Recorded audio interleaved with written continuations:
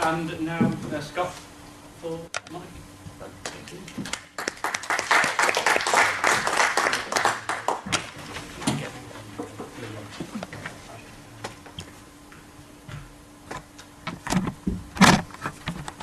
Thank you.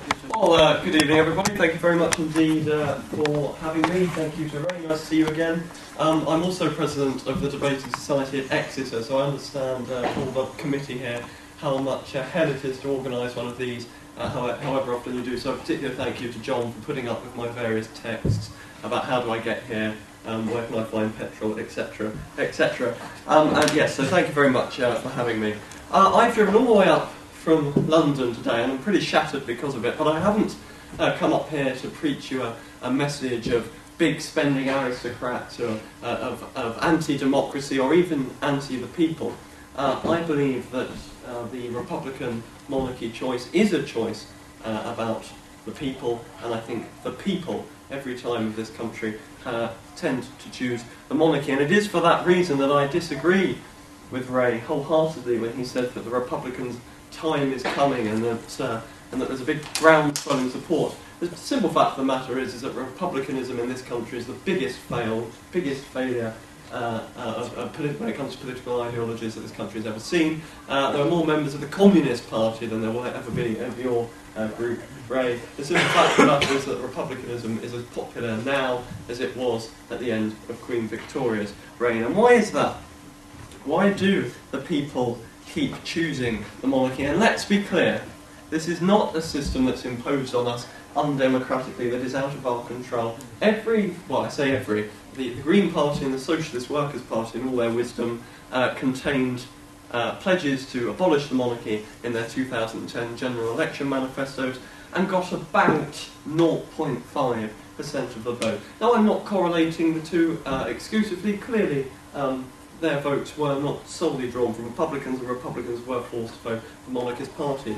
But it's clear that republicanism isn't a massive vote winner if only the Green Party and the Socialist Workers' Party are putting it on their manifesto. The simple fact of the matter is that Her Majesty Queen Elizabeth II rules with the with the consent of the British people, and that consent remains and does so today, did so yesterday, and will do so for the time to come. Before I go and look at the vile prospect of a politician's republic, I'd just like to quote Ray on a couple of things. I mean, this power of veto thing that you bring up every single time.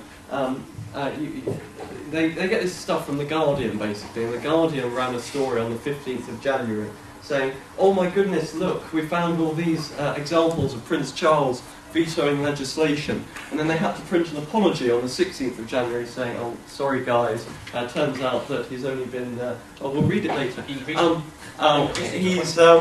only been consulted on it, we got it wrong, sorry. And this freedom of information thing is complete nonsense.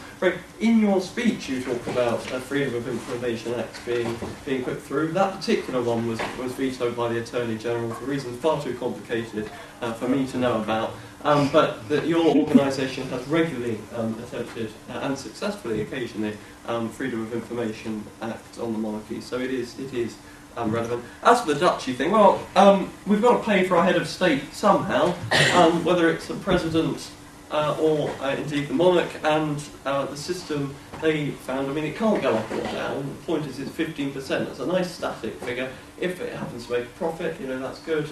And if it doesn't make a profit, well, then their salary will go down. Talks of a 6 million pay increase for the royal family are not true.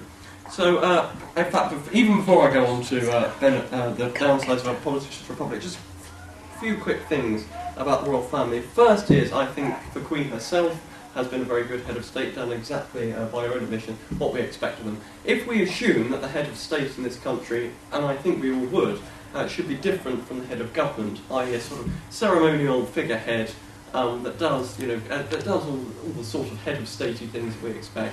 And I think it's very good that that person isn't a politician, and a politician in the sense we come to understand it. And my favourite thing Republic always say is, it won't be a politician, we'll have someone from the world of academia, sport or the arts. Well, name one country where someone who hasn't had some involvement with politics, so David Attenborough been aimlessly wandering around the Sahara and has suddenly found himself, president of the United Kingdom. I mean, it's ridiculous.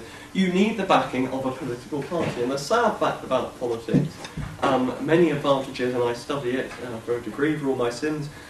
It's great, but the people can only make as good a choice as what the leaders in Whitehall put on the ballot paper. And really, the simple fact of the matter is, in a presidential election throughout all countries in Europe, it seems, it's basically the washed-up members, old members who've normally been caught doing something naughty on their car at 2 o'clock in the morning, end up getting put ahead for their role of president. And I don't particularly like the idea. I mean, in this country, no doubt the Liberal Democrats would be forced to put Lord Reynard forward as their presidential candidate. It's all washed up old politicians, and as much as I like the idea that we could have President Beckham or something in realistic terms, it isn't going to happen.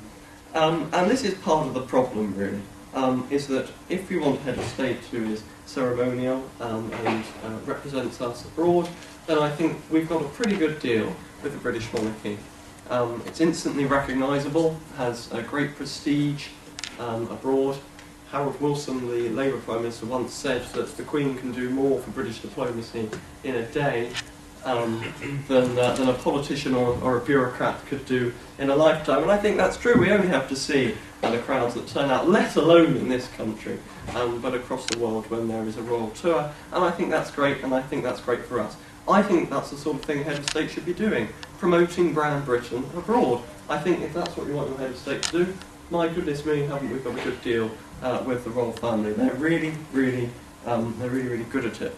So I do reject the idea that it's undemocratic, and Ray and I sort of agree on the cost issue. But if I can just come back to it very briefly, look, I don't think we should choose our head of state because they bring in a lot of tourism, or because they cost a lot of money. That is irrelevant. I like the fact that and I know we'll argue about this, that the monarchy brings in some money, but it is totally irrelevant to my favouring of constitutional monarchy instead of politicians' republic. But there is the cost issue. A republic, no doubt Ray, at some point this evening will say, they cost £200 million or something, some outlandish figure. I think you get because of some administrative error in one council visit to Sheffield, which they then multiply by number of engagements. Incidentally, it's just popped into my head, the number of engagements Queen Elizabeth II has carried out since 1984, that was released under Freedom of Information actually. Yesterday it's 14,874. Now I don't want to carry out 14,874 engagements over my next 30 years. She works hard, so I think that's good. But that's not really where I was going. It just popped into my head. It's important.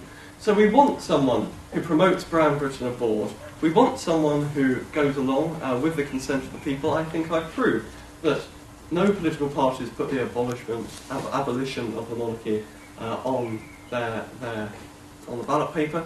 Support for Republicans has never gone. I mean, I've never seen it at 25%. I mean, please do show me the poll that's been. It normally levitates between around 15 to 22%, has done for the last 100 years. You said that the Queen never has approval ratings of 90%, while in The Guardian, the darling of the Republican movement has a poll that has the Queen at 91% approval rating, which is pretty impressive. Look, it's not perfect, it has problems, but when the alternative is a politician president, and when we seriously think about what we want our head of state to do, and when we look across the French corruption scandal, the Italian presidential scandals that I don't even have enough fingers on my hands to count, then we need to think that, okay, it's easy to criticise, but actually we've got a pretty good, sound constitutional deal here, with a nice head of state who is impartial, not a politician, costs no more than an elected head of state would do. And I always finish with this line, because Ray always says that he can't remember anything Queen Elizabeth II has said, and I always reply with that she has said one thing, and it was in her, and when she was 21st birthday, and she said, "I cannot lead you into battle, I cannot administer justice or give you laws, but I can do one thing, I give my heart to this great nation and to our people." I think that's the sort of head of state we should have. I hope you do too. Thank you very much indeed.